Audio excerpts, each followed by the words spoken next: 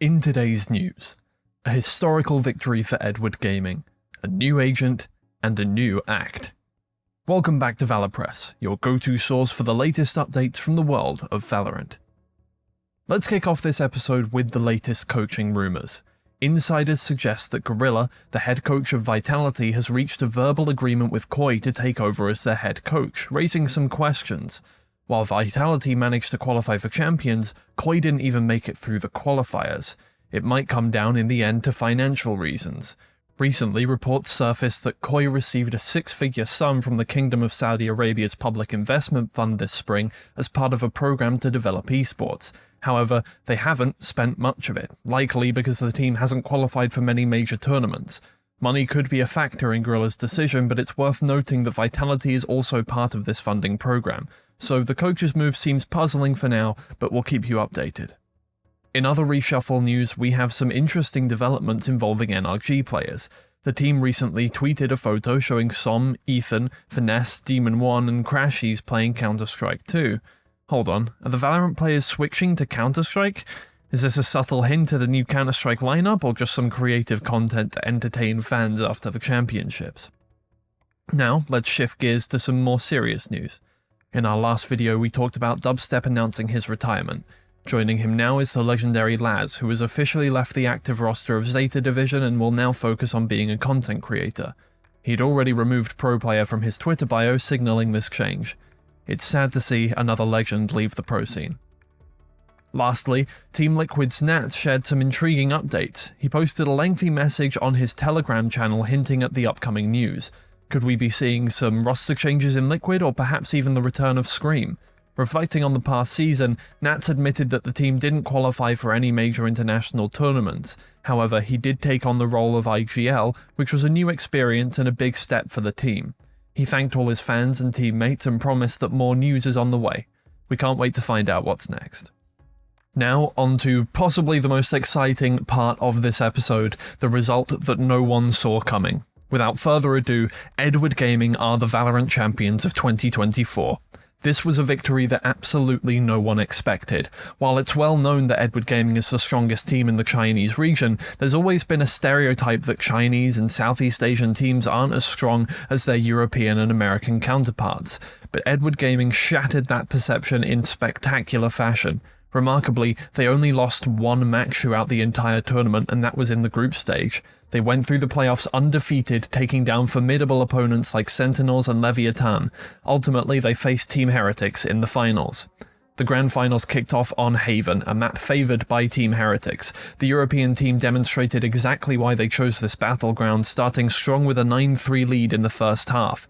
With such a lopsided score, it was difficult for Edward Gaming to mount a comeback, especially from the weaker side. The situation grew even more challenging after Heretics secured both the pistol round and the bonus round, putting Edward Gaming in a tough spot. Although they fought hard, they ultimately lost the first map. Next, we moved to Sunset, which played out in a completely opposite fashion. Edward Gaming was unstoppable on their map pick. They dominated the first half, taking 11 rounds, and after winning the pistol round, they quickly reached map point. Heretics tried to fight back, but they only managed to secure 4 rounds in total. With the series tied at 1 map apiece, it was time for Edward Gaming's next pick, Lotus. Lotus was a much closer contest, with both teams battling to a 6-6 tie at the half. However, Edward Gaming, now on the stronger attacking side, found their rhythm. Despite losing the pistol and bonus rounds, they went on a tear, winning 7 consecutive rounds and securing the map, putting them ahead in the series. The fourth map, Bind, was even more intense, turning into a back-and-forth battle that kept fans on the edge of their seats. The teams remained neck and neck in the first half and continued trading rounds in the second. Heretics edged out a slight advantage on offense, eventually reaching match point. Edward Gaming had no room for error at 11-12, but a costly mistake allowed Heretics to win the map, tying up the series once again. The final showdown was on Abyss, the wildcard map. Edward Gaming took control early, winning 8 rounds in the first half. The situation worsened for Heretics after the side switch, as Edward Gaming won 3 rounds in a row and came within just a few rounds of victory. Heretics mounted a valiant effort, taking 5 rounds in a row to keep their hopes alive, but Edward Gaming closed it out by winning the last 2 rounds. Edward Gaming emerged victorious, claiming the Champions title. Kang Kang was named the MVP of the tournament and broke the record for the most kills in a best-of-5 series. Congratulations to Edward Gaming for this incredible achievement. As for Team Heretics, they were one step away from the trophy once again. Hopefully, they will capture the championship soon. Speaking of esports, it's worth highlighting some exciting news from the Esports Awards. For the 4th year in a row, Valorant has been named the best game, and Riot Games has once again been crowned best developer. Team Liquid took home the award for most creative team, while the Young Talent Award went to a player from Dota 2. Congratulations to Riot Games for continuing to lead the esports industry with these impressive achievements. Moving on from esports, but sticking with updates, let's talk about the new agent, Vyse. She's officially classified as a Sentinel, and honestly, we could see her being a little bit overpowered like other agents that we've seen introduced to the game. We might need to see some nerfs soon, but let's break down her abilities for now. Her first ability is a spike trap that slows down movement and deals damage if the opponent moves whilst caught. Her second ability, a wall that activates after an opponent passes through it. This ability is perfect for catching an enemy duelist off guard and isolating them from their team. Her third ability, a flash that Vyse can embed into a wall, useful both for defense and offense. And her ultimate ability, within a certain radius, primary weapons like the Vandal and Phantom become unusable, though pistols are still allowed. Interestingly, Chamber's ultimate isn't affected, but even if you pick up a gun, you can't fire it. Overall, Vyse seems incredibly powerful with her versatile crowd control capabilities. I suspect we'll see some balancing adjustments in the next patch after her release.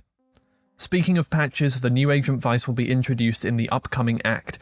You can unlock her either for free through experience or by spending points.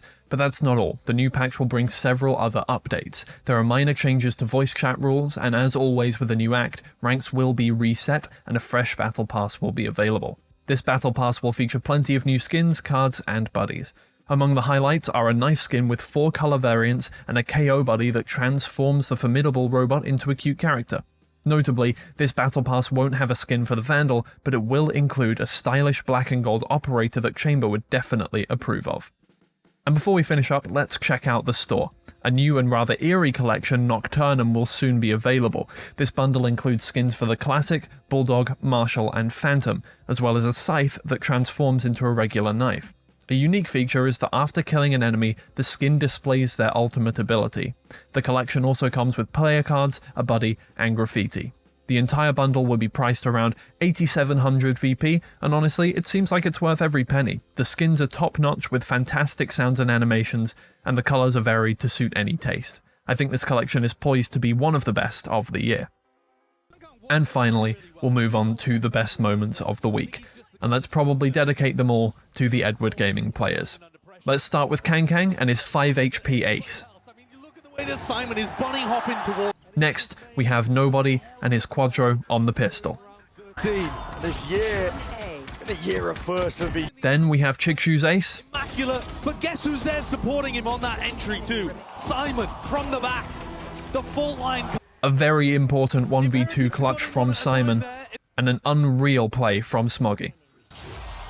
Beautiful shots towards the end. Either way though, that's all for now. Join us next week for the next episode, in which we'll be back with even more new information. Make sure to keep up to date by subscribing to our channel, and don't forget to tap that bell to get all notifications. See you soon.